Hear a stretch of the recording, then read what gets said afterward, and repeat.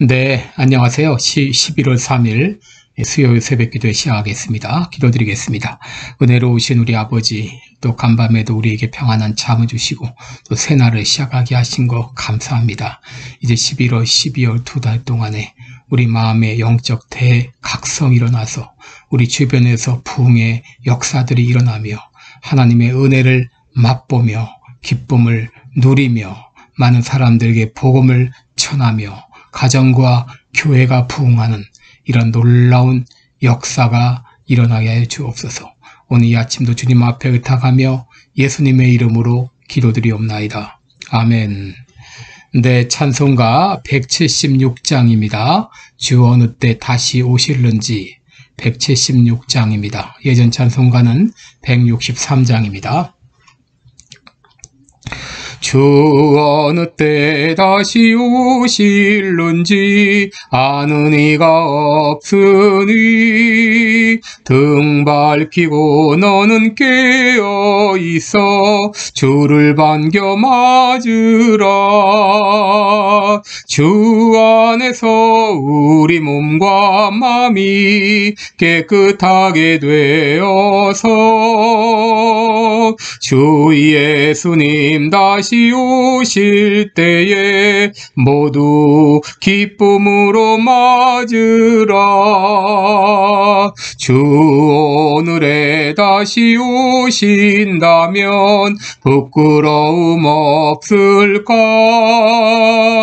잘하였다 주님 칭찬하며 우리 받아주실까. 주 안에서 우리 몸과 마음이 깨끗하게 되어서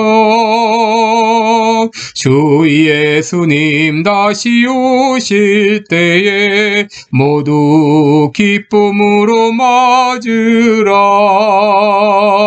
주 예수님 맡겨주신 일에 모두 충성 다했나. 내 마음속에 확신 넘칠 때에 영원한 식 없겠네. 주 안에서 우리 몸과 마음이 깨끗하게 되어서 주 예수님 다시 오실 때에 모두 기쁨으로 맞으라. 주 예수님 언제 오실는지 한밤이나 낮에나 늘 깨어서 주님 맞는 성도 주의 영광 보겠네. 주 안에서 우리 몸과 마음이 깨끗하게 되어서 주 예수님 다시 오실 때에 모두 기쁨으로 맞으라. 아멘. 네, 오늘은 로마서 13장 11절로 14절까지 보겠습니다. 로마서 13장 11절로 14절까지 이제 읽어드립니다. 또한 너희가 이 시기를 알거니와 자다가 깰 때가 벌써 되었으니 이는 이제 우리의 구원이 처음 믿을 때보다 가까웠음이니라.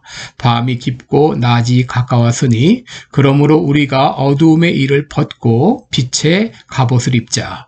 낮에와 같이 단정히 행하고 방탕과 술 취하지 말며 음란과 호색하지 말며 쟁투와 시기하지 말고 오직 주 예수 그리스도로 옷 입고 정욕을 위하여 육신의 일을 도모하지 말라. 아멘. 네, 오늘은 자다가 깰 때가 되었다, 이런 제목으로 함께 말씀을 나누겠습니다.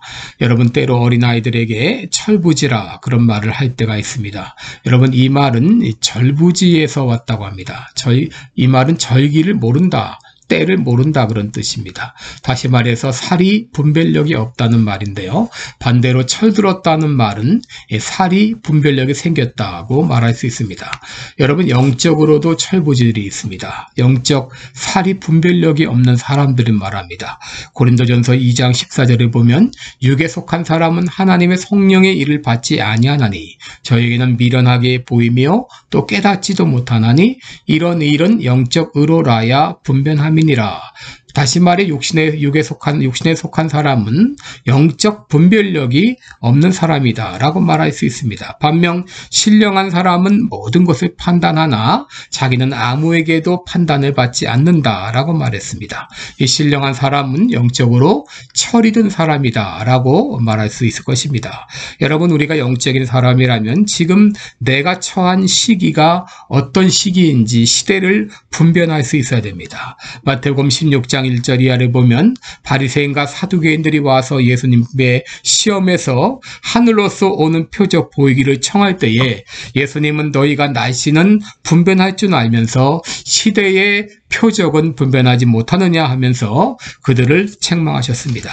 여러분 그렇다면 오늘날은 어떤 시기인가? 오늘 11절을 보게 되면 자다가 깰 때가 벌써 되었다. 이제 우리의 구원이 처음 믿을 때보다 가까웠음이니라 라고 말했습니다. 여러분 여기 때라는 말은 이 카이로스라는 말인데 여러분 여기서 밤은 영적 종말을 의미하고 새벽은 주님의 재림을 의미합니다. 여러분 지금 우리들은 깊은 밤을 지나가고 있습니다. 여러분 세상을 보게 되면 죄악이 얼마나 가득 차 있습니까? 동성애자들이 부끄러운 줄 모르고 떳떳하게 자신이 동성애자임을 밝히고 오히려 동성애 운동을 하고 동성애를 조장하고 있는 상황입니다.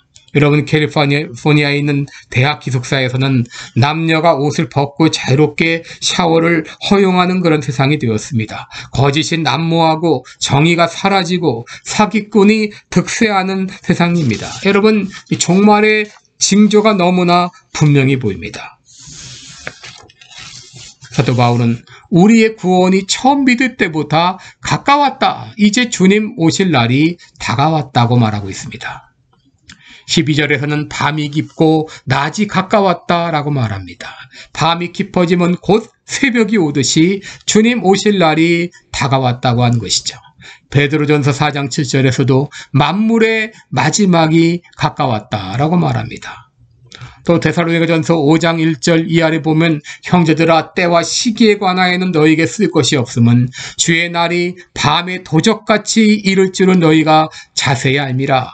저희가 평안하다 안전하다 할 그때에 잉태한 여자에게 해산 고통에 이른과 같이 멸망이 호련히 저희에게 임할 것이다 라고 말했습니다. 디모데후서 3장에서는 말세에 일어날 현상에 대해서 말하고 있는데 오늘날의 모습을 보면 그야말로 말세 지말의 모습을 분명히 볼 수 있습니다. 사람들은 자기를 사랑하며 돈을 사랑하며 자긍하며 교만하며 회방하며 부모를 거역하며 감사치 아니하며 거룩하지 아니하며 무정하며 원통함을 풀지 아니하며 참소하며 절제하지 못하며 사나우며 선한 것을 좋아하지 아니하며 배반하여 팔며 조급하며 자고하며 쾌락을 사랑하기를 하나님 사랑하는 것보다 더하며 경건의 모양은 있으나 경건의 능력은 부인한다. 여러분 이것이 말세에 일어나는 현상들인데 오늘날 우리들은 이런 말세 현상들을 너무나 분명하게 보고 있습니다. 이제 주님 오실 날이 다가왔습니다. 여러분 이런 때 우리들은 어떻게 살아야 될까요? 첫째, 잠에서 깨어나 일어나야 됩니다. 11절에 보면 또한 너희가 이 시기를 알거니와 자다가 깰 때가 벌써 되었다. 자다가 깰 때가 벌써 되었다라고 말합니다. 사도 바울은 잠에서 깨어나야 될 때가 되었다라고 말합니다. 여러분 이 말은 육신의 잠을 자지 말라 그 말이 아니라 늘 준비하는 마음으로 깨어 있으라는 말입니다. 마태복음 25장에 10처녀의 비유가 나오는데 이 신부의 들러리 10명이 신랑이 오기를 기다리는데 생각보다 신랑이 늦게 오자 모두 잠이 들었습니다. 그런데 기름을 충분히 준비한 처녀들은 등불이 꺼지지 않아 신랑과 함께 혼인잔치에 들어가지만 기름을 충분히 준비하지 못한 5 처녀들은 등불이 꺼지는 바람에 혼인잔치에 들어가지 못하게 됐습니다. 여러분, 기름을 준비하는 것은 영적으로 늘 깨어있는 것을 말합니다. 그저 겨우 주일에 교회당에 나와서 예배드리는 정도가 아니라 언제라도 주님을 맞이할 수 있는 준비하는 마음으로 살아가는 것을 말합니다. 내 모습 이대로 주님을 맞이할 수 있도록 늘 우리는 준비하는 삶, 이것이 바로 잠자는 잠에서 깨어나는 삶입니다. 둘째로 우리는 어떻게 살아야 되는가? 어두움의 일을 벗고 빛의 갑옷을 갈아입어야 됩니다. 12절에 보시면 밤이 깊고 낮이 가까웠으니 그러므로 우리가 어두움의 일을 벗고 빛의 갑옷을 입자 그랬습니다. 여러분, 어두움의 일이란 무엇이죠? 13절에 보면 방탕과 술 취함과 음란과 호색과 싸움과 시기, 이런 것들이 어두움의 일입니다. 여러분, 음란이라고 하는 것은 정상적인 부부 생활에서 벗어난 것을 말하고, 호색이라고 하는 것은 절제하지 못하고 성적 쾌락을 탐닉하는 행위를 말합니다. 갈라디아서 5장 19절 이하에도 육체의 일은 현저하니 하면서 음행과 더러운 것과 호색과 우상숭배와 술수와 원수 맺는 것과 분쟁과 시기와 분냄과 당짓는 것과 불리함과 이단과 투기와 술취함과 방탕함과 또 그와 같은 것들이라 라고 말했어요. 여러분, 이런 어둠의 일을 벗으라고 하는 말입니다. 이런 죄의 생활에서 벗어나라고 하는 말입니다. 더 이상 죄의 길에 머물러 있지 말라고 하는 말입니다. 반면 빛의 갑옷을 입는 것은 어떻게 사는 겁니까? 이것은 영적으로 무장하고 성령 충만하여 성령의 열매를 맺으며 살아가는 삶을 말합니다. 13절에 보시면 낮에와 같이 단정히 행하고 그랬습니다. 여러분, 여기 단정히라고 하는 말은 우아하게, 점잖게, 규모 있게 이런 뜻인데, 이것은 바로 성령의 열매를 맺으며 살아가는 삶을 말합니다. 성령의 열매가 무엇입니까? 갈라디아서 5장 22절에 보게 되면 오직 성령의 열매는 사랑과 희락과 화평과 오래 참음과 양선과 자비와 양선과 충성과 온유와 절제니 그랬습니다. 여러분, 우리의 삶 가운데 이런 열매를 맺으며 살아가는 것이 바로 빛의 갑옷을 입고 살아가는 것입니다. 14절 말씀에는 오직 주 예수 그리스도로 옷 입으라 라고 말했습니다. 여러분, 이것은 바로 예수 그리스도가 우리의 갑옷이 되게 하라, 그런 말입니다.